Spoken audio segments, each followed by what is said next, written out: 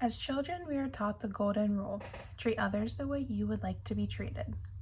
This seems like such a simple phrase, but when you dive deep into the meaning behind it, there is a lot to it.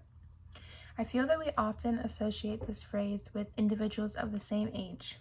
Yes, it means to teach a child if they are kind to a friend, their friend is more likely to be kind in return. Although, what if we take it a step further and think about the relationship between a teacher and a student, or parent and child, or brother and sister? There are so many individuals that use harmful riots, violence, yelling, and screaming to communicate their wants or needs. They are taught from early on that this behavior is acceptable and needed to get the point across. They have likely grown up with violence, abuse, and negative behavior being normalized. In recent years, I've discovered some new to me terms called gentle parenting, respectful parenting, or conscious teaching. All of these combined I call respectful relationships. Although when being taught these things, it was regarding classroom management, I believe so many of these techniques can be transferred over to parenthood as well as any other relationship.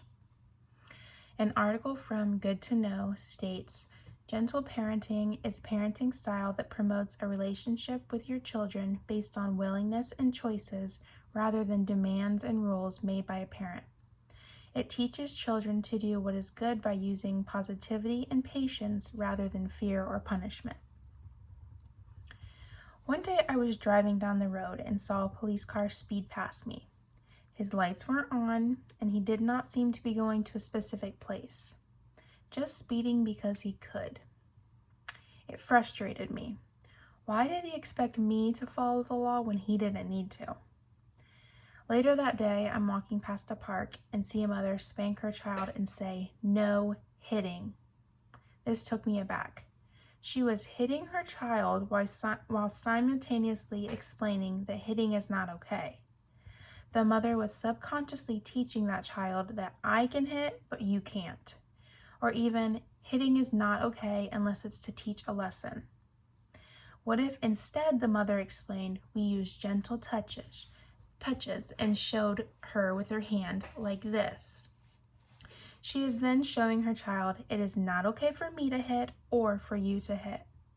By talking in a calm manner, she is also explaining that it is not necessary to scream at one another, as well as teaching a valid lesson to not be afraid of authority, but rather trust it. For a minute, forget about authority, but rather think about simply being humans. She is treating her child the way she would want to be treated.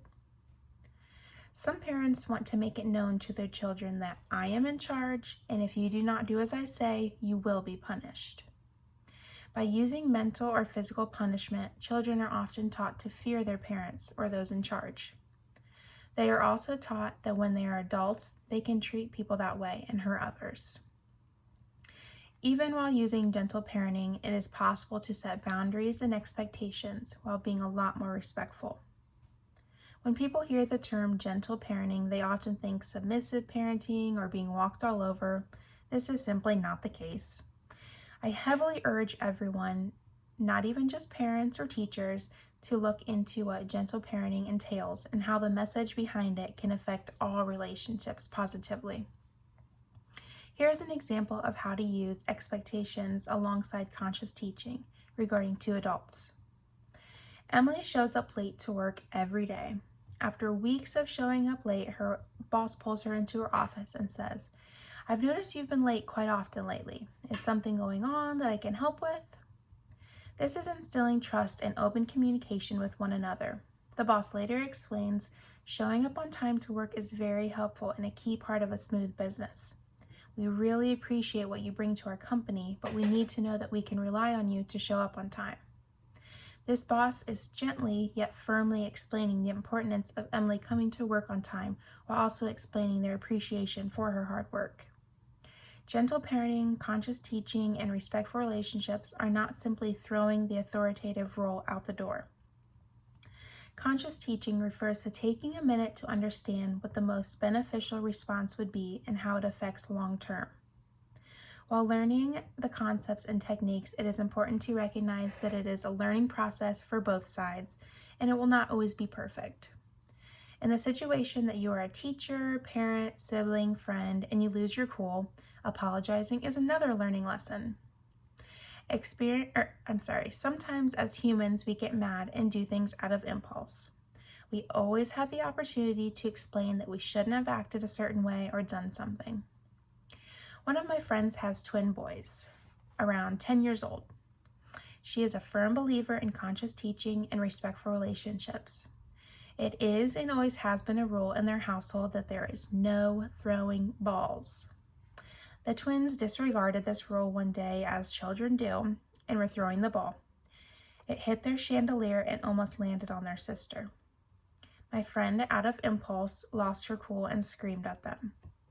After taking a minute to calm down, she went into their room and calmly yet firmly explained why she was upset and why throwing balls in the house was not okay. But more importantly, she apologized for yelling and explained that it was not appropriate behavior on her end. This situation was a perfect example of natural consequences, which is another aspect of conscious parenting. Instead of focusing on timeouts, spanking, taking toys away, explain the natural consequences. Laws and rules are almost always created to ensure safety. So explaining what the natural consequences are shows that we are both trying to work together to keep each other safe. One article I read called 8 Tips from Respectful Parenting states, "If I want my child to use manners, they should see me using manners with them and others. If I want them to share, they should see me sharing. If I don't want them sitting on screens for hours, they shouldn't see me staring at my phone for hours." This is exactly the message I am trying to get across. Monkey see, monkey do. Be a role model towards children, adults, authority, or any relationship.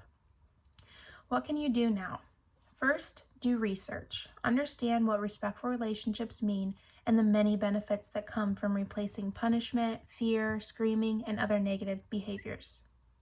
Stop yelling, hitting, being disrespectful, and expecting the reverse behavior from someone else. Recognize that children specifically are constantly learning and watching. Work towards creating an environment that all individuals are respected. It is never too late to start bettering yourself, and I believe a great place to begin is by becoming conscious of the choices made. The behavior that is seen and a child grows up with will affect them long term and will affect how they view the world and how they treat the world and those in it. When all children are taught to calmly communicate and keep their hands to themselves, this will go into adulthood. We will see less violence, abuse, and harmful relationships. We will witness more peaceful protest and respectful debates. We have the power to make the world a better place, and it all begins with being conscious of our decisions and how we are treating others, and focusing on kindness and respectful behavior. In my research, I used 2 websites, Modern Parent and Good to Know. I also used past experience from working in childcare and the training that I learned throughout. Thank you so much for listening.